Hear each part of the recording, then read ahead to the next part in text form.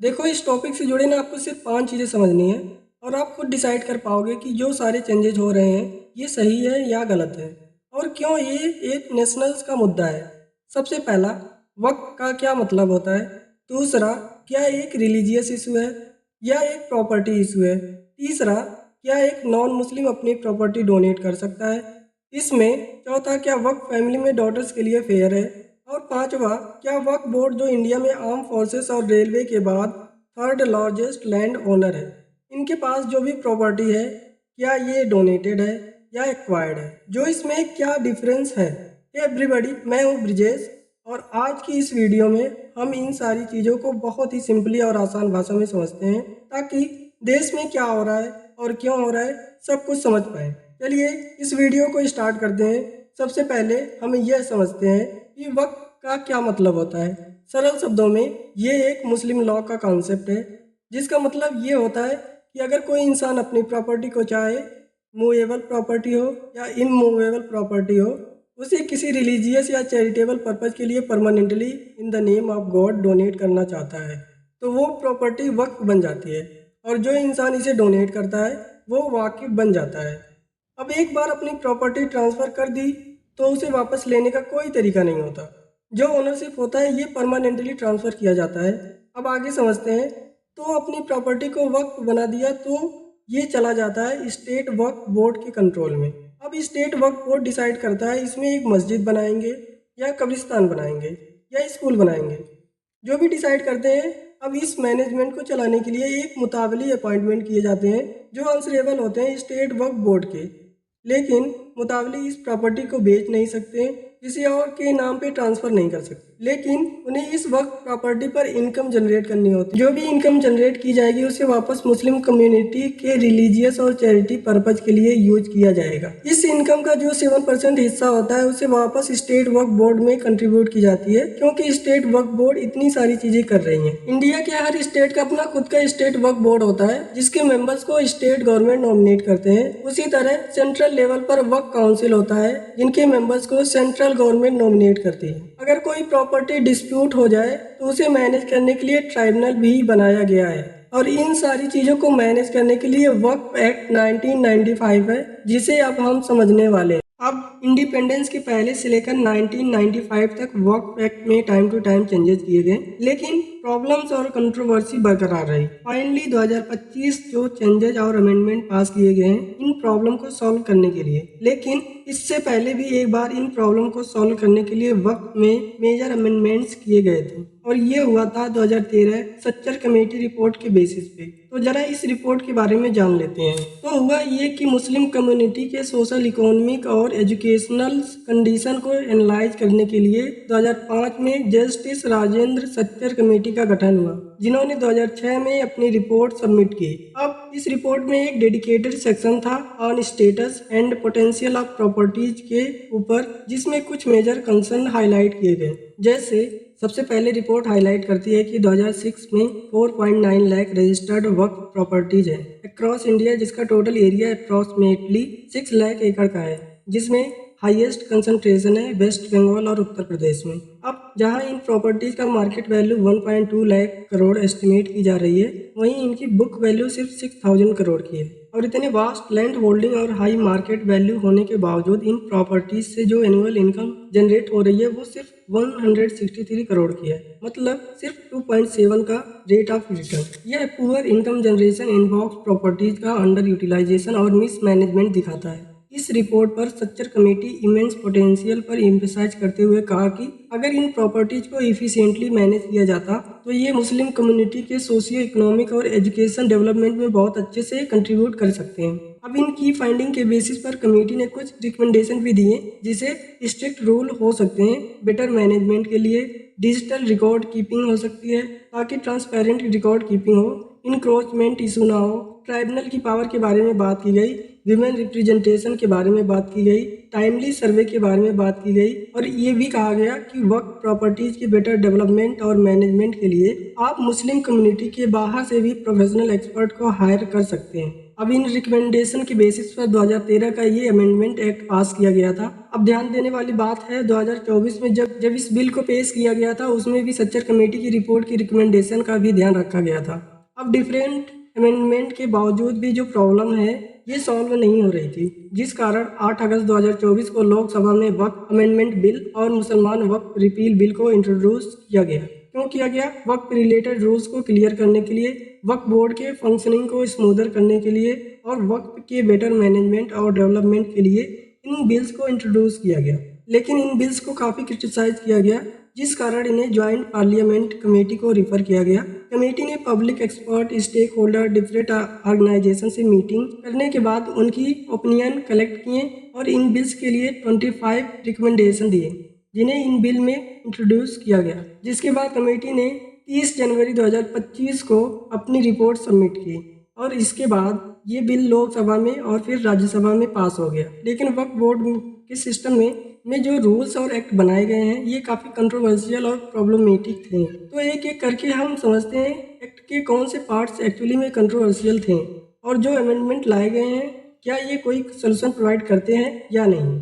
सबसे पहले ये एक्ट कहता था एक नॉन मुस्लिम भी जैसे हिंदू, जैन, सिख भी अपनी प्रॉपर्टी को एज ए वक्फ डेडिकेट कर सकता था। लेकिन अब ये एक्ट 2025 कहता है सिर्फ वही लोग जो 5 साल से इस्लाम प्रैक्टिस कर रहे हैं, सिर्फ वही लोग अपनी प्रॉपर्टी को वक्फ को दान कर सकते हैं, वरना नहीं।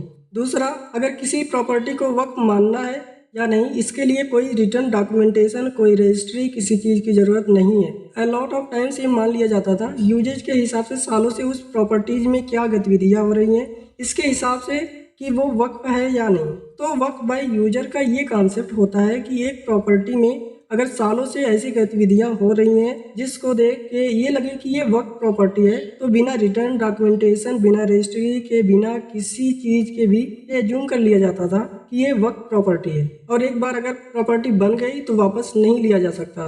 अब नए अमेंडमेंट 2025 में वक्फ बाय यूजर के कॉन्सेप्ट को हटा दिया गया है। अगर ऑफिशियली डिक्लेरेशन होगा तो ही किसी प्रॉपर्टी को हम वक्फ मानेंगे, वरना नहीं।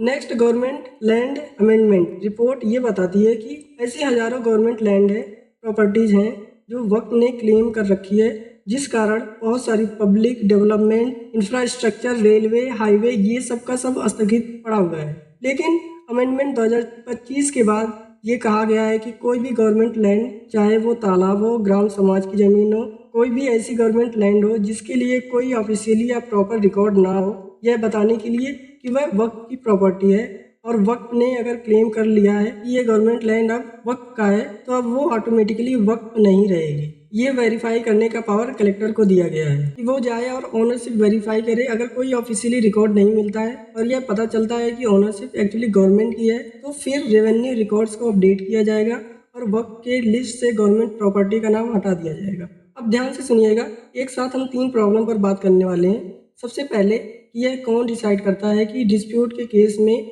या नॉर्मली भी एक स्टेट में कौन कौन सी प्रॉपर्टी वक्फ प्रॉपर्टी है या नहीं। तो हर स्टेट में एक सर्वे कमिश्नर अपॉइंटमेंट किया जाता है जो सर्वे करते हैं कि स्टेट में कौन कौन सी प्रॉपर्टी वक्फ है या नहीं, जिसे करने का खर्चा स्टेट गवर्नमेंट उठाती है। अब सर्वे के करने के बाद अपनी फाइंडिंग तो स्टेट गवर्नमेंट को सबमिट करते हैं। सारी फॉर्मेलिटीज करने के बाद स्टेट गवर्नमेंट एक गैजेट नोटिफिकेशन पब्लिश करती है, ये बताने के लिए कि स्टेट की ये प्रॉपर्टी वक्फ की प्रॉपर्टी है। दूसरा, लिमिटेशन पीरियड। अब जैसे ही ये लिस्ट आ जाती है, आपके पास केवल 1 साल का पीरियड होता है ये चैलेंज करने के लिए कि क्या आपकी प्रॉपर्टी वक्फ है या नहीं। अगर 1 साल से ज़्यादा का टाइम बीत जाता है तो आप इस प्रॉपर्टी को आप चैलेंज नहीं कर सकते, क्योंकि अब स्टेट वक्फ बोर्ड उस प्रॉपर्टी को एज ए वक्फ रजिस्टर कर लेती है। तीसरा, ट्राइब्यूनल इशू। इन केस अगर आपका कोई डिस्प्यूट है कि यह प्रॉपर्टी हमारी है, वक्फ की नहीं है, तो आप कहाँ केस फाइल कर सकते हो? वो सिर्फ और सिर्फ वक्फ ट्राइब्यूनल में ही लड़े जा सकते हैं, क्योंकि आपके पास कोई दूसरा ऑप्शन ही नहीं है। जैसे आप बाकी लैंड डिस्प्यूट के लिए सिविल कोर्ट, रेवेन्यू कोर्ट या हाई कोर्ट जा सकते हैं, पर इसके लिए आपके पास केवल वक्फ ट्राइब्यूनल ही है। अब इसमें प्रॉब्लम क्या है? वक्फ ट्राइब्यूनल का डिसीजन फुल एंड फाइनल होता है। ऐसा मैं क्यों कह रहा हूँ? क्योंकि सिर्फ कुछ अलग तरह के मामलों में ही आप आगे हाई कोर्ट में या सुप्रीम कोर्ट में अपील कर सकते हैं। फॉर एग्जाम्पल, अगर कोई कॉन्स्टिट्यूशनल मैटर हुआ या कोई लीगल एरर हुआ, सिर्फ इन्हीं केसेस में अपील हो सकती है, वरना नहीं। तो साधारण भाषा में कह सकते हैं अगर कोई प्रॉपर्टी वक्फ की प्रॉपर्टी 1 साल के बाद हो जाती है तो दोबारा आप नहीं पा सकते। अब अमेंडमेंट 2025 के बाद जो चेंजेज हुए हैं वो आप साफ साफ देख सकते हैं, जैसे स्टेट में अब कौन कौन सी प्रॉपर्टी वक्फ है या नहीं। इसका सर्वे आप डिस्ट्रिक्ट कलेक्टर करेंगे, जिससे कि बेटर लैंडिंग रिकॉर्ड मैनेजमेंट हो सके। डिस्प्यूट रिजोल्यूशन को थोड़ा और न्यूट्रल और ट्रांसपेरेंट करने के लिए डिस्ट्रिक्ट कलेक्टर को ऐड किया गया है। नए अमेंडमेंट के हिसाब से अगर कलेक्टर यह डिसाइड करते हैं कि यह प्रॉपर्टी गवर्नमेंट की है तो फिर वो आगे से वक्त नहीं मानी जाएगी। रेवेन्यू रिकॉर्ड्स को अपडेट कर दिया जाएगा।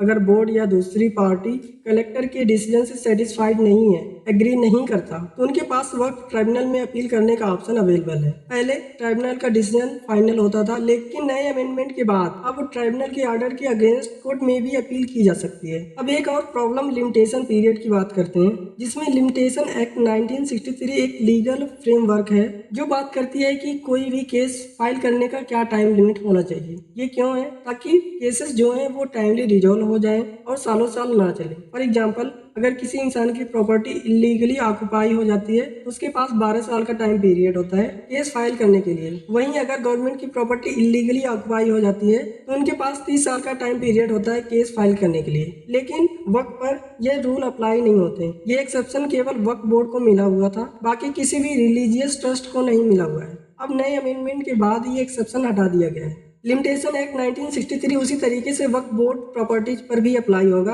और जैसा कि हमने डिस्कस किया कि अगर कोई गवर्नमेंट प्रॉपर्टी और वक्फ के बीच कोई डिस्प्यूट चल रहा है कि किसका है, तो जब तक डिस्प्यूट सॉल्व नहीं हो जाता हम उसे गवर्नमेंट की प्रॉपर्टी मानेंगे। नेक्स्ट अमेंडमेंट रिलेट करता है वीमेन राइट से। तो वक्त क्रिएट करने का एक और तरीका है, वह है अलल औलाद का। फॉर एग्जाम्पल, कोई भी ये बोल सकता है कि जिस भी दिन मेरी फैमिली लाइन मतलब मेरी लाइन ऑफ सक्सेशन खत्म हो जाए, कोई भी लीगल हायर जब ना बचे, तो उस दिन ऑटोमेटिकली मेरी जो प्रॉपर्टी है वो रिलीजियस पर्पज के लिए डेडिकेट हो जाएगी, वक्त बन जाएगी। इसमें बस प्रॉब्लम ये है कि इसके लिए केवल मेल को ही लीगल हायर्स माना जाता है, जबकि मैरिड वीमेन डॉटर्स को कंसीडर नहीं किया जाता। लेकिन अमेंडमेंट के बाद डॉटर्स भी इक्वल राइट क्लेम कर पाएंगी, उनके हेरिटेज के राइट डिनाई नहीं होंगे, तो वो अपना शेयर क्लेम कर सकती हैं। अब अगर हम ये जो डिफरेंट बॉडीज हैं इनके कंपोजिशन में क्या चेंजेस हुए हैं इसकी बात करें तो पहले सिर्फ मुस्लिम ही वक्फ बोर्ड के मेंबर्स बन सकते थे, लेकिन अब वक्फ बोर्ड और सेंट्रल वक्फ काउंसिल में 2 नॉन मुस्लिम मेंबर्स भी होंगे